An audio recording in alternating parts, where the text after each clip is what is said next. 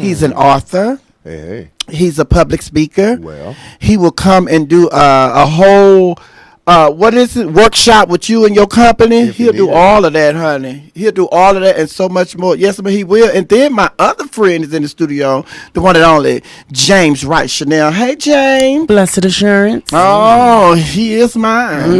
Over the fortress of glory.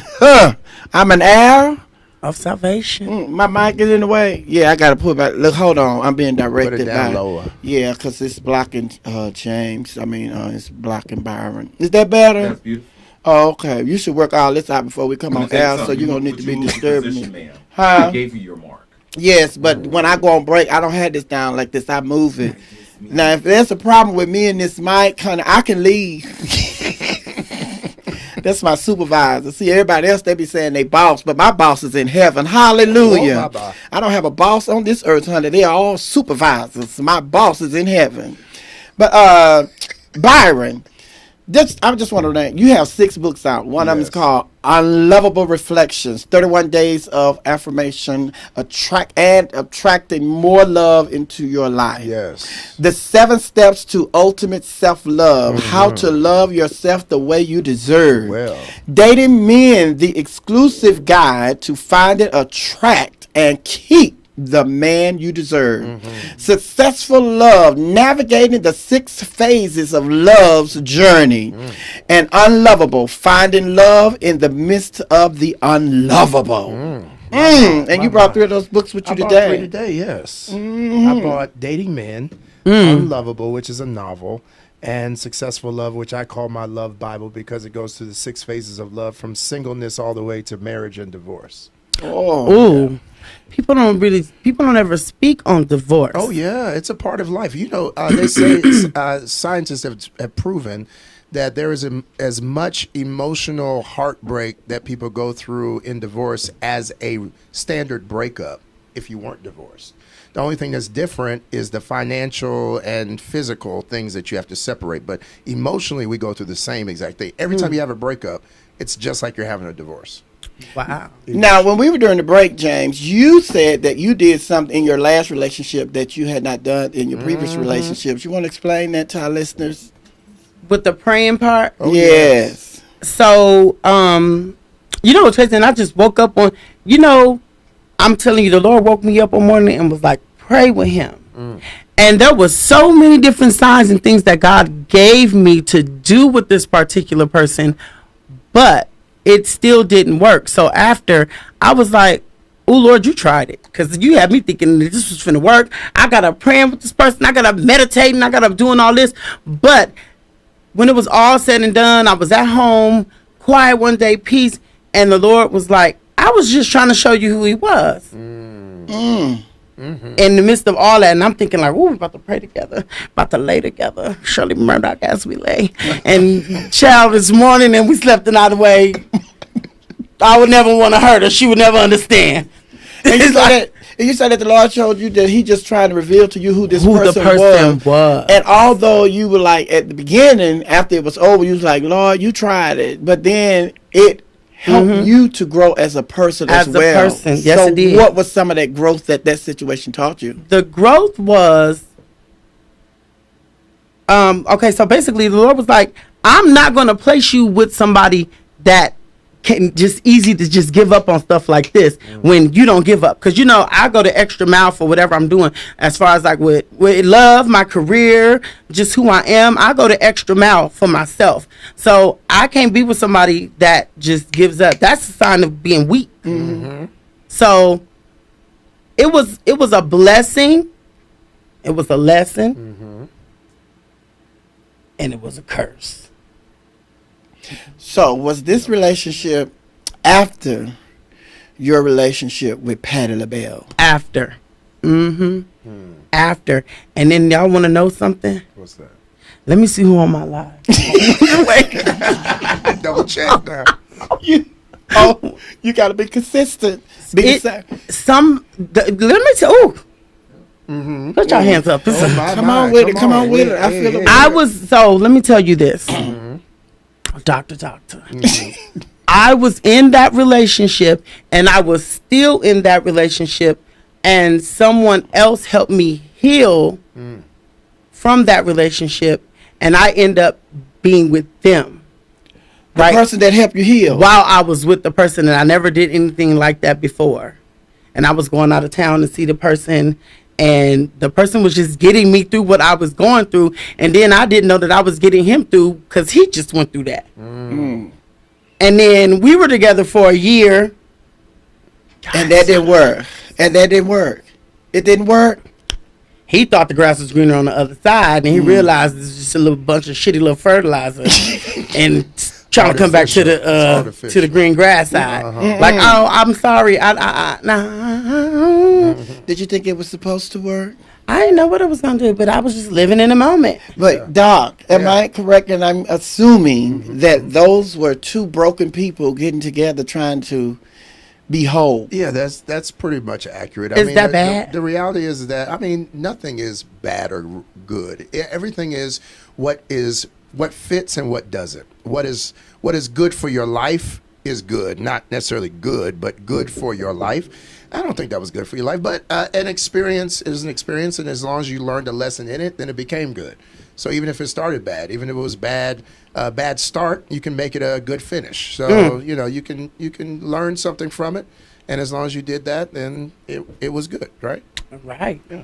Now, James, I have a question for you because, you know, everybody's talking about Lil Nas X in this new video that he has released, and you being in music, and my whole take on it is just, it's artistry, and you just have to respect a person's artistry. Now, the same thing happened when Madonna came out with the video for Like a Prayer.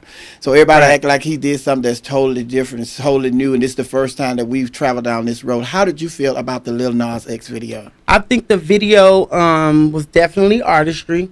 Like, it was super, super creative, well thought of, well put together.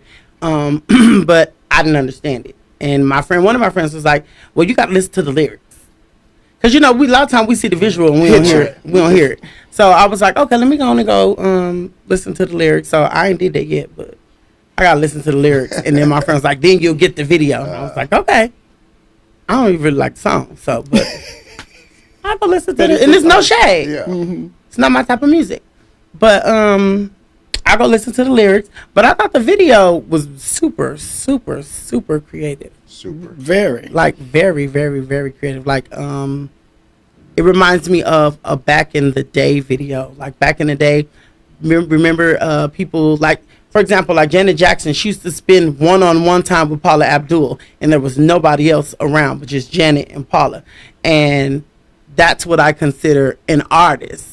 And he spent one-on-one time with strippers trying to figure out that pole. Yep. 2 weeks. Like, you know, he wanted to make sure when I slide down that pole, when I get on that pole, I need to make sure it's right. He was sliding. And, I mean, I'm not knocking him. Hey, you do what you do. Do what you do. That's what you do. That's what you do. Now, Doc, what is it about people that they help build you up? Because a lot of people thought that he was going to be a one-hit wonder. Yeah, a lot of people. Did that Old Town Road, they thought once that played out, it was going to be done for him. Yes. But then I saw in this video, when I saw the video, I say, oh, he's very creative. Yes. And I felt like he was holding back his creativity because he didn't want the negative comments that were going to come, because he knew that he was a gay young man entering into a field that is super dominated by the heterosexual world. Absolutely. That are not, you know, accepting of the gay lifestyle. So what do you feel about people who always try to tear other people down just because of who they are, just want to be themselves? Well, those people are normally not who they really want to be. And so that's the reality. When you're living in your freedom, you don't give a fuck about what anybody else is doing. You actually are celebrating other people's freedom. Rich people celebrate other rich people because they realize, I knew what it took for you to get rich. Free people celebrate other free people because they know what it took to be free. That's why closeted people celebrate other closeted people, because they know what it takes to stay in the closet. Everybody who's on the same level ends up celebrating each other. It's only when you're not on the level that you can't accept the person for who they are. So like, creative people are going to celebrate his work because he's just creative. He has a creative mind. He has a creative way that he's approached it. I likened it unto Michael Jackson's Leave Me Alone video. That was really creative. That was really like that video, Taking It Back, like you said, Taking It Back. That was one of the most creative. Back then, they didn't even have all the technology that Lil Nas X has now. So for him to do this, I just felt like it was an homage to his creativity, his sexuality, but also his just F you to everybody who wanted to say something about him not making it and who he was and who he wasn't. And I say bravo to that, because I feel like we need more people that will walk in their truth and try something that nobody else is willing to try right now. Right. And then he did an interview afterwards, and I saw the interview, and you could tell in the interview he has freed himself. Because even in his interview, he was just like a different person. It's just like, this is who I am. I have embraced who I am. I have accepted who I am. And if you all don't like it, then move aside, because I'm still going to be me. He said he literally prepped for the feedback for months. He's had this prep for months. He literally said, for months I prepped for all the negative feedback that was going to come. So he's when he put it out, he was ready. Yeah. It wasn't like he just hit send and was like, oh Lord, no. He was ready. He came with his full armor. I don't need to prep. He had his full armor of God on. Okay, you don't need to prep. No prep. You stay ready. You don't have to prep, because you've always been your authentic self. Yeah. But for him, it was just like he knew that he was entering into an arena. Yeah. That's why I said, like, he tweeted. I don't know word from word, but remember he tweeted about the church and how they made him feel like he hate myself, and I've never in church, I guess they just know not to play with me, and they knew not to play with my family too, because they know my uncles would come up there and it'd be a wrap. So I think they knew, like, don't play with him, don't disrespect him. Yeah. Like, I would be around the church, like, just jolly, like St. Nick. Like, I would be me in the church. Like, I'll get up in the pulpit and I have to literally, if I'm finna sing, and if I say something before, I would literally have to remind myself not to be like, bitch. So I can be so free. Now, if they say something after, be amongst themselves, but nobody has ever disrespected me or made me feel like, oh, now, of course the pastor preached about gays, but, oh, you going to hell. They might get punched. Well, no, the pastor preaching about gays, that's disrespectful. Yeah, pastors, I went to churches where pastors would preach about, I remember I went to a church and the pastor was preaching about gays, and it was a bunch of us all in one little, we all sit together. And I said, we about to leave. And they was like, we can't walk out in the mouth. Like, fuck him. In church. I was over it. And they was like, James, bitch, we cannot get up. I said, when I get up, all y'all get up. And I was like, we gonna teach them a lesson. And so I got up and they was looking like, and I said, y'all gonna get up? Real loud. And all of them just got up like a choir and walked out. So you are the originator of Shantae away. I'm the girl, Miss Sophia, holding it down right here. We are you. We all walked out. About 10 of us hit it. We are WERUradio. We are the home of the urban sound of pride. I cannot believe this is a real church. James is talking about, honey. They be cursing and everything, honey. OMG. Fighting. Y'all don't get up. Ooh, this is the house preach. Get on up.